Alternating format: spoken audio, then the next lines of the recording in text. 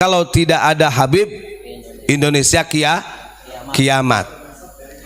Saya sampaikan secara jelas. Mau ada Habib ataupun tidak, karena Habib belum tentu Ahlul Bait, saya katakan begitu. Habib ini bukan menjadi wasilah keamanan muka bumi ataupun Indonesia. Ingat, ini kan dia mengambil dari Al-Barjangji sebenarnya, yang pernah kita sampaikan juga. Dia mengatakan bahwa Ahlul Baitil Mustafa Tuhuri hum amanul ardi fadzakiri. Pada malam hari ini kita masih diberikan kesempatan untuk menyampaikan kebenaran yang tujuannya kita ini satu, sebenarnya adalah bagaimana kita semua tetap menjaga keutuhan negara kesatuan Republik Indonesia.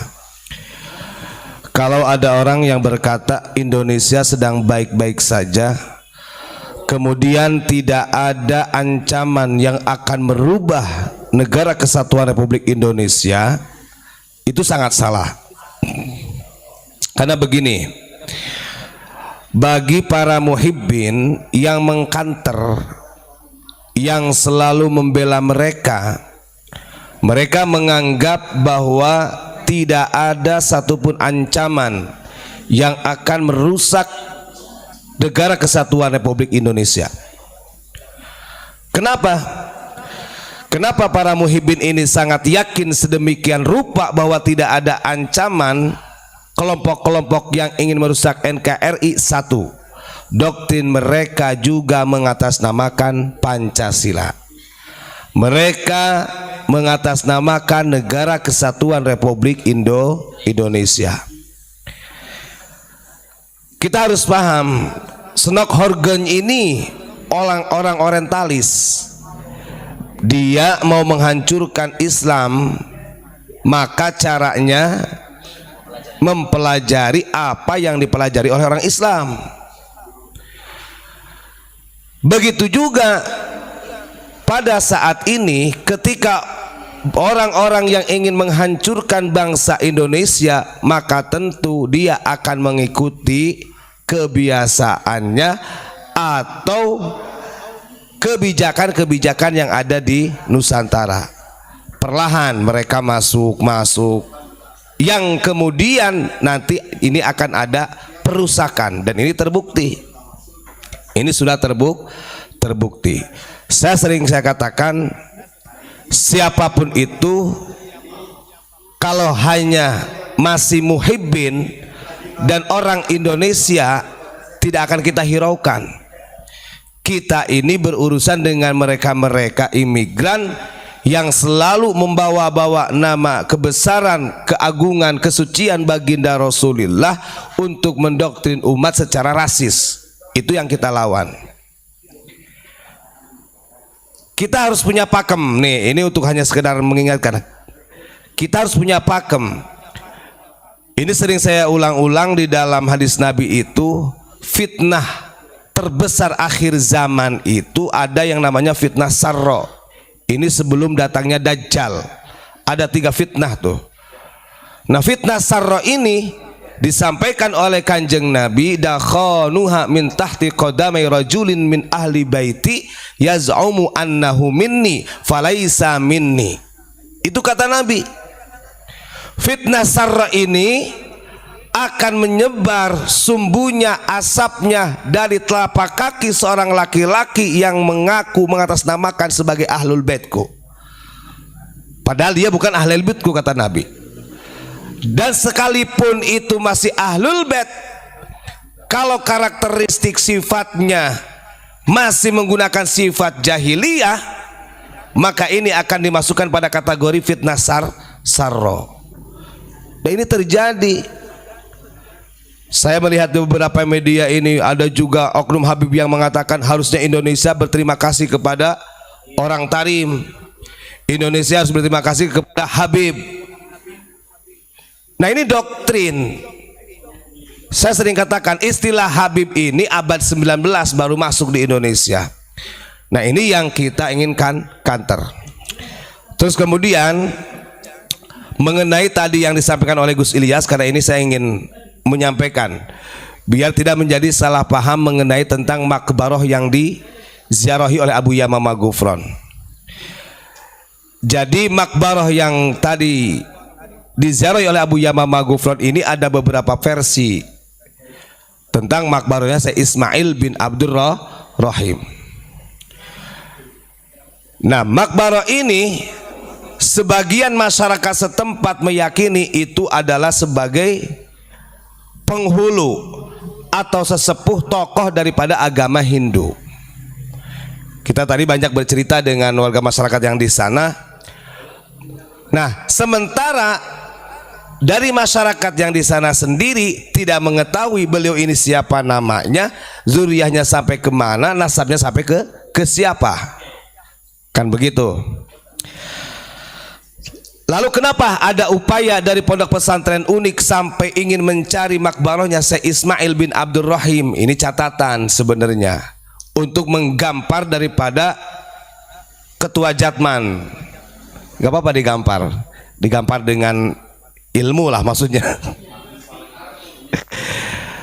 Artinya semua pengamal thariqah Qadiriyah wa Naqsyabandiyah yang ada di Indonesia, Asia, bahkan seluruh dunia yang TKN yang disatukan oleh Syamad Khatib Sambas ini tidak terlepas daripada peranan Syekh Ismail bin Abdurrahim Bali, karena beliau sebagai khatib yang mencatat kitab Fathul Arifin yang menjadi rujukan panduan daripada thariqah Qadiriyah wa Naqsyabandiyah.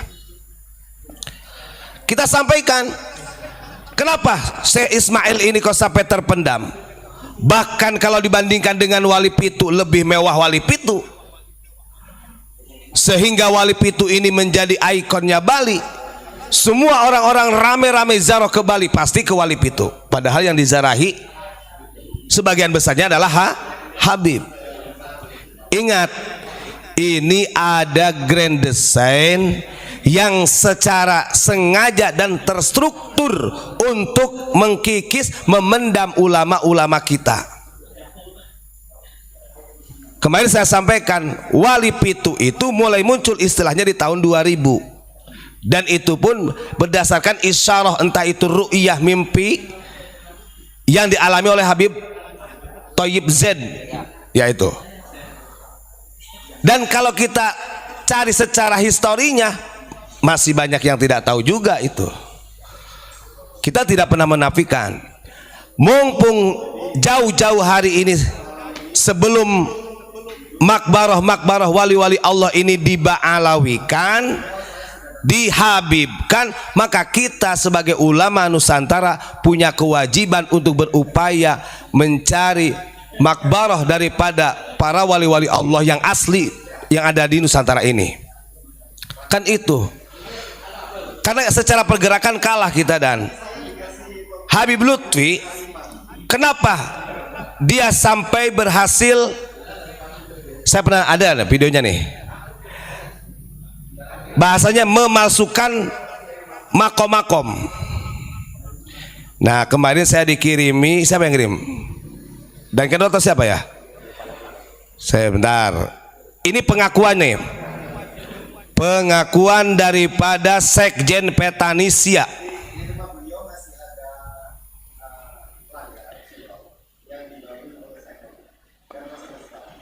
Bentar.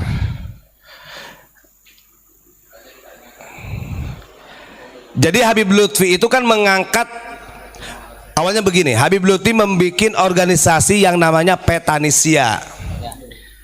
Nah, terus kemudian ada sekjen yang diangkat oleh dia, sekretaris jenderalnya, yaitu Habib Hani, yang kapan hari anaknya itu menghina kita, bahkan mengabarkan si Ubad sudah meninggal, jangan sampai diterima oleh bumi karena anak haram. Alhamdulillah saya disebut anak haram. Nah, bisa dibuka di YouTube-nya. Habib Hani, dia mengatakan ketika ceramah di Cilongok bahwa dirinya mendapat mandat kuat dari Habib Lutfi sebagai sekjen Petanisia untuk mencari kuburan-kuburan yang tidak terawat, yang akhirnya berhasil. Ini yang disebut dengan terstruktur. Akhirnya kuburan-kuburan banyak yang dibangun, kemudian diba'alawikan. Nah, ini namanya terstruktur. Nah, daripada nanti itu ketika sudah ketemu ada makbaroh se-Ismail dijadikan Ba'alawi, maka kita harus lebih duluan untuk merawat makbaroh daripada se-Ismail bin Abdurrahim. Cuman secara literasi kita ini masih berupaya, mohon doanya aja. Mohon doanya dari para jamaah semuanya, doakan mudah-mudahan kita bisa dipertemukan dengan zuriyah-zuriyahnya langsung dari se-Ismail bin Abdurrahim. Karena untuk memutuskan makbaroh tersebut kita tidak bisa hanya mengandalkan secara ru'yah, saya mengandalkan secara ilham, secara supranatural atau spiritual Indonesia, nggak bisa. Ini harus ada data yang akurat sehingga nanti publik bisa menerima. Itu tujuannya. Terus kemudian yang ingin saya tanggapi dari pertanyaan tadi Habib Novel ya, bahwa dia mengatakan kalau tidak ada Habib Indonesia kiamat. Saya sampaikan secara jelas, mau ada Habib ataupun tidak, karena Habib belum tentu Ahlul Bait, saya katakan begitu. Habib ini bukan menjadi wasilah keamanan muka bumi ataupun Indonesia. Ingat, ini kan dia mengambil dari Al-Barjangji sebenarnya, yang pernah kita sampaikan juga. Dia mengatakan bahwa Ahlul Baitil Mustafa Tuhuri hum amanul ardi fadzakiri. Di situ Syekh Ja'far Al-Barjangji kalimat awalnya menjelaskan Ahlul Baitil Mustafa Tuhuri. Itu catatan penting. Yang menjadi keamanan buka bumi ini adalah dzurriyyah Nabi Ahlul Bait yang suci dan terpilih. Nah, ini kan kalau orang faham dengan narasinya Habib Novel ini, oh ini rasis sebenarnya, supaya warga masyarakat Indonesia mengakui bahwa seluruh Habib yang ada di Indonesia adalah Ahlul Bait. Itu sehingga dia memproklamirkan bahwa Habib ini adalah pemberi keamanan di Indonesia. Kalau tidak ada Habib, kiamat. Nah, ini double, ini doktrin sesat. Nah, itu harus kita counter ya. Nah, itu saja yang saya sampaikan. Yang terakhir untuk para jamaah, jangan pernah goyang untuk menyampaikan. Panjenengan mau melihat video saya di roasting sama orang ataupun video siapa saja yang di roasting oleh para muhibin, gak usah goyang. Karena tugasnya mereka itu memang untuk mengkanter, mencari kesalahan. Padahal dia sendiri narasi secara matan naskahnya tidak tahu. Nah, itu hanya bermodalkan pembelaan. Kalau benar gentle, orang-orang yang mengkritik daripada yang kita sampaikan, kenapa? Yang dikritik cuman itu saja, kan begitu.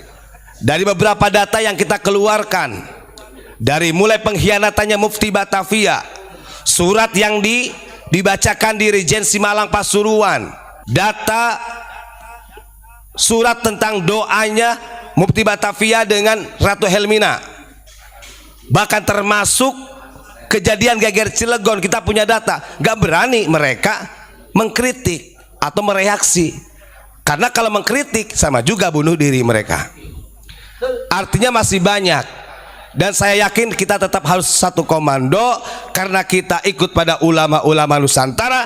Kita harus tetap lawan mereka, jangan sampai kita kasih celah. Kalau ada muhibin biarin saja, itu masih orang kita, masih orang Indonesia. Yang kita fokuskan adalah mereka daripada imigran ya, imigran Yaman. Itu saja yang saya sampaikan. Terima kasih. Assalamualaikum warahmatullahi wabarakatuh.